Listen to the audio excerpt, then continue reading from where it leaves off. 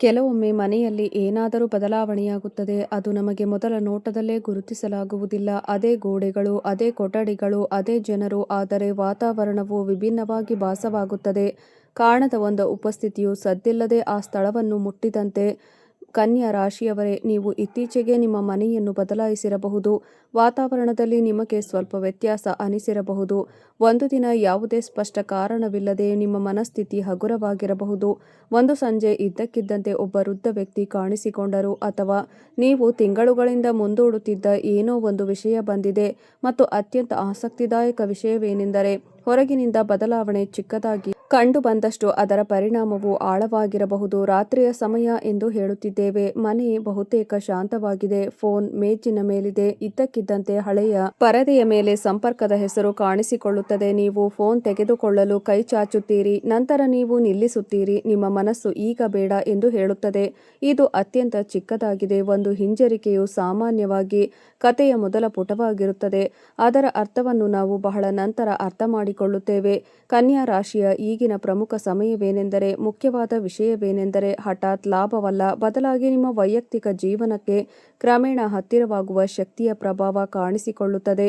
ನೀವು ಅದನ್ನು ಆಧ್ಯಾತ್ಮಿಕ ಚಿಹ್ನೆ ಎಂದು ಕರೆಯಬಹುದು. ಅದನ್ನು ಆಂತರಿಕ ಶಕ್ತಿಯ ಜಾಗೃತಿ ಅಥವಾ ಜೀವನವನ್ನು ಬದಲಾಯಿಸುವ ಘಟನೆ ಎಂದು ಕರೆಯಿರಿ. ಸನ್ನಿವೇಶಗಳ ಕರಾಳ ಹಂತ ಯಾವುದೇ ಹೆಸರಾಗಿದ್ದರೂ ಅದರ ಪರಿಣಾಮವನ್ನು ನಿರ್ಲಕ್ಷಿಸುವುದು ಸುಲಭವಲ್ಲ. ಆದರೆ ಪ್ರಶ್ನೆ ಏನೆಂದರೆ, ಈ ಶಕ್ತಿಗೆ ಏನು ಬೇಕು? ಅದು ನಿಮ್ಮ ಮನೆಯಿಂದ ಏನನ್ನಾದರೂ ತೆಗೆದುಹಾಕಲು ಇದೆಯೇ? ಇದು ಹಿಂದಿನ ಸಂಬಂಧದ ಬಗ್ಗೆ ಸತ್ಯವನ್ನು ಬಹಿರಂಗಪಡಿಸುತ್ತದೆಯೇ? ಅಥವಾ ನೀವು ಒಮ್ಮೆ ಹೊಂದಿದ್ದ ವ್ಯಕ್ತಿಯನ್ನು ಮರಳಿ ತರುವ ಗುರಿಯನ್ನು ಹೊಂದಿರಬಹುದು? ಕತೆ ಇಲ್ಲಿಗೆ ಮುಗಿಯುವುದಿಲ್ಲ. ನೀವು ಭಾವಿಸಿದ್ದೀರಿ ಈ 3 ಉತ್ತರಗಳಲ್ಲಿ ಯಾವುದಾದರೂ ಒಂದನ್ನು ತಲುಪಲು ಈಗ ತುಂಬಾ ಮುಂಚೆಯೇ, ಏಕೆಂದರೆ ಈ ಕಥೆಯ ಮೊದಲ ಪದರವು ನಿಮ್ಮ ಭವಿಷ್ಯವಲ್ಲ, ನಿಮ್ಮ ಭೂತಕಾಲದಲ್ಲಿದೆ. ಕನ್ಯಾ ರಾಶಿಚಕ್ರ ಚಿಹ್ನೆಯನ್ನು ಕಲ್ಪಿಸಿಕೊಳ್ಳಿ. ಇತರರ ಸುತ್ತಲೂ ಹೊರನೋಟಕ್ಕೆ ಶಾಂತ ಮತ್ತು ಸಾಮಾನ್ಯ, ಆದರೆ ರಾತ್ರಿಯಲ್ಲಿ ಒಬ್ಬಂಟಿಯಾಗಿರುವಾಗ ಅದೇ ಹಳೆಯ ಆಲೋಚನೆಗಳು ಮತ್ತೆ ಮತ್ತೆ ಬರುತ್ತವೆ. ಯಾರೋ ಅವರ ನಂಬಿಕೆಯನ್ನು ಮುರಿದರು. ಅದು ಬಹುಶಃ ದೊಡ್ಡ ವಿಷಯವಲ್ಲ, ಆದರೆ ಅದರ ನಂತರ ಆ ವ್ಯಕ್ತಿ ಜನರನ್ನು ನಂಬುವ ವಿಧಾನವನ್ನು ಬದಲಾಯಿಸಿದನು. ಅವನು ದೂರು ನೀಡುವುದನ್ನು ನಿಲ್ಲಿಸಿದನು. ಆದರೆ ಒಳಗೆ ಆಳವಾಗಿ ಒಂದು ಪ್ರಶ್ನೆ ಉಳಿದಿತ್ತು: ನನಗೆ ಯಾಕೆ ಹೀಗಾಯಿತು? ಸಮಯ ಕಳೆದುಹೋಯಿತು. ನಂತರ ಒಂದು ದಿನ ಅದೇ ವ್ಯಕ್ತಿ ತನ್ನ ಮನೆಯನ್ನು ಸ್ವಚ್ಛಗೊಳಿಸುತ್ತಿದ್ದಾಗ ಒಂದು ಹಳೆಯ ವಸ್ತುವನ್ನು ಕಂಡನು. ಒಂದು ಫೋಟೋ, ಕಾಗದದ ತುಂಡು, ಒಂದು ವಸ್ತು. ಏನೋ ಇದ್ದಕ್ಕಿದ್ದಂತೆ ಹಳೆಯ ಭಾವನೆಯನ್ನು ಕೆರಳಿಸುತ್ತದೆ. ವಿಚಿತ್ರವೆಂದರೆ, ಆ ಕ್ಷಣದಲ್ಲಿ ದುಃಖಕ್ಕಿಂತ ಶಾಂತಿ ಹೆಚ್ಚು ಅನುಭವವಾಗುತ್ತದೆ. ಇದು ಗುಪ್ತ ಸುಳಿವು.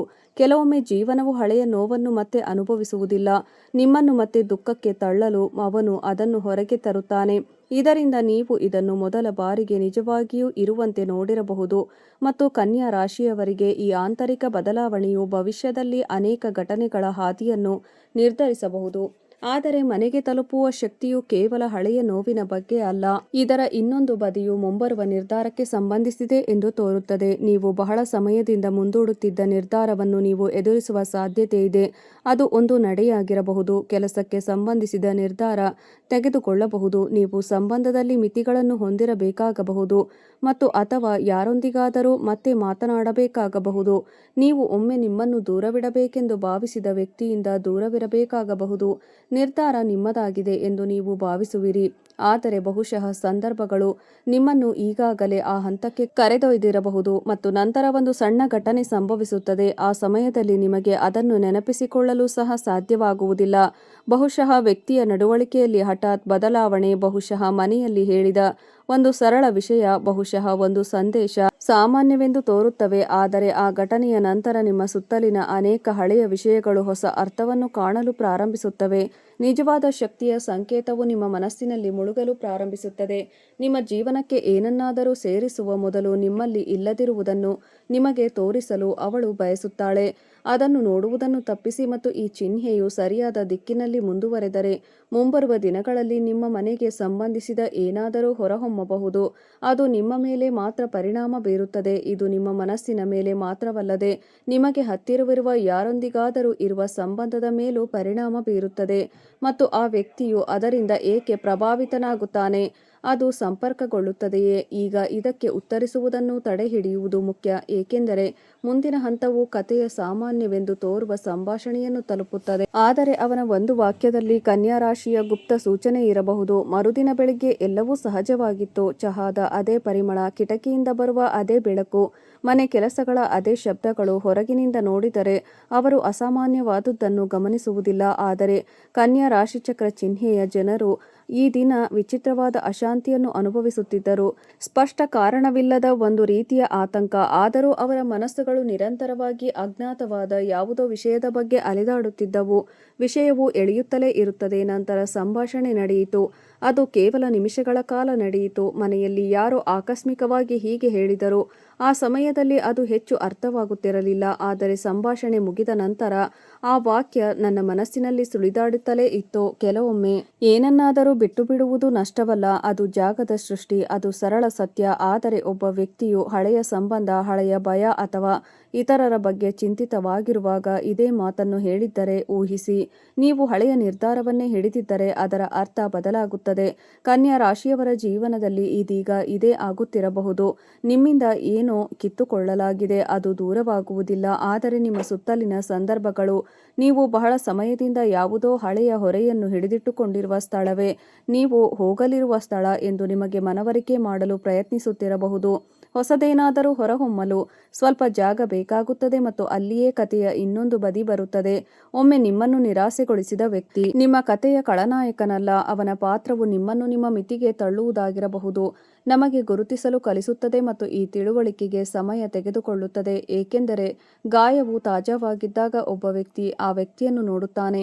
ವರ್ಷಗಳ ನಂತರ ಅದೇ ಘಟನೆ ಅರ್ಥಪೂರ್ಣವಾಗಿದೆ. ಈಗ ಒಂದು ಸಂಜೆ ನಿಮ್ಮ ಫೋನ್ ರಿಂಗ್ ಆಗುವುದನ್ನು ಊಹಿಸಿ. ಈ ಬಾರಿ ಅದೇ ಹೆಸರಾಗಿದೆ. ನನ್ನ ಹೃದಯ ಬಡಿತ ಹೆಚ್ಚುತ್ತಿದ್ದ ಸಮಯ. ಪರದೆಯು ಕೆಲವು ಕ್ಷಣಗಳು ಉರಿಯುತ್ತಲೇ ಇರುತ್ತದೆ. ಕರೆ ಸಂಪರ್ಕ ಕಡಿತಗೊಳ್ಳುತ್ತದೆ. ನಂತರ ಒಂದು ಸಂದೇಶ ಬರುತ್ತದೆ. ಕೇವಲ ಒಂದು ಸಣ್ಣ ಸಂದೇಶ. ನಾವು ಏನು ಮಾತನಾಡಬಹುದು? ಈ ಕಥೆಯ ನಂತರ ಎರಡು ಮಾರ್ಗಗಳಾಗಿ ವಿಭಜನೆಯಾಗುತ್ತದೆ. ಒಂದು ಮಾರ್ಗವು ಹಳೆಯ ಭಾವನೆಗಳಿಗೆ ಕಾರಣವಾಗುತ್ತದೆ, ಇನ್ನೊಂದು ಅದಕ್ಕೆ. ಪ್ರತಿ ಬಾರಿಯೂ ಏನಾದರೂ ಒಂದು ಕಾರಣ ಬರುತ್ತಿತ್ತು. ಕೆಲವೊಮ್ಮೆ ಅದು ಹಣದ ಚಿಂತೆ, ಕೆಲವೊಮ್ಮೆ ಕುಟುಂಬದ ಚಿಂತೆ, ಕೆಲವೊಮ್ಮೆ ಭವಿಷ್ಯದ ಬಗ್ಗೆ ಭಯ. ನಂತರ ಇದ್ದಕ್ಕಿದ್ದಂತೆ ಒಂದು ದಿನ ಅವನಿಗೆ ಒಂದು ಅವಕಾಶ ಸಿಕ್ಕಿತು. ಗಂಟೆ ಬಾರಿಸಿತು. ನೋಡಲು ಸಾಮಾನ್ಯವಾಗಿತ್ತು. ಸಂಬಳ ಅಷ್ಟು ಹೆಚ್ಚಳವಿರಲಿಲ್ಲ. ಸ್ಥಳ ಅಸಾಧಾರಣವಾಗಿರಲಿಲ್ಲ. ಆದರೆ ಅವನು ಒಪ್ಪಿಕೊಂಡನು. ವಾರಗಳ ನಂತರ ಬಲವಂತದಿಂದ ತೆಗೆದುಕೊಂಡ ಸಣ್ಣ ನಿರ್ಧಾರವು ಅವನನ್ನು ಒಬ್ಬ ಪುರುಷನ ಹತ್ತಿರಕ್ಕೆ ತರುತ್ತದೆ. ಅದು ಅವಳು ಕಂಡುಕೊಂಡಳು. ಅದು ಮುಂದಿನ ಜೀವನಕ್ಕೆ ಮಹತ್ವದ ಪಾತ್ರ ವಹಿಸುತ್ತದೆ.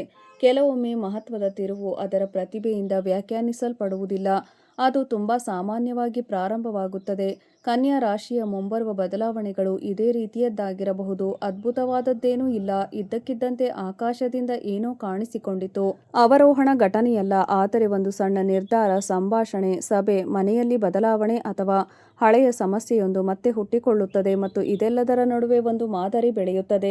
ಈಗ ಮೂರನೆಯ ಪದರಕ್ಕೆ ಹೋಗೋಣ. ಈ ಶಕ್ತಿ. ನೀವು ನಿಮ್ಮ ಮನೆಯತ್ತ ಮಾತ್ರ ಏಕೆ ಆಕರ್ಷಿತರಾಗುತ್ತೀರಿ? ಏಕೆಂದರೆ ಮನೆ ಕೇವಲ 4 ಗೋಡೆಗಳಲ್ಲ. ಮನೆಯು ತನ್ನಲ್ಲಿರುವ ನೆನಪುಗಳನ್ನು ಸಹ ಹೊಂದಿದೆ, ಹಾಗೆಯೇ ಉಳಿದಿದೆ. ಸಂಬಂಧಗಳ ಉಷ್ಣತೆ ಹಾಗೆಯೇ ಉಳಿದಿದೆ. ಹಳೆಯ ಉದ್ವಿಗ್ನತೆಗಳ ಮುದ್ರೆಯೂ ಹಾಗೆಯೇ ಉಳಿದಿದೆ. ಆದ್ದರಿಂದ ಒಳಗೆ ಒಂದು ದೊಡ್ಡ ಆಳವಾದ ಭಾವನೆ ಉದ್ಭವಿಸಿದಾಗ, ಬದಲಾವಣೆ ಪ್ರಾರಂಭವಾದಾಗ, ಅದರ ಪರಿಣಾಮಗಳು ಮೊದಲು ಒಬ್ಬ ವ್ಯಕ್ತಿಯು ಮನೆಯಲ್ಲಿ ಹೆಚ್ಚಾಗಿ ಇರುವ ಸ್ಥಳದಲ್ಲಿ ಕಂಡುಬರಬಹುದು.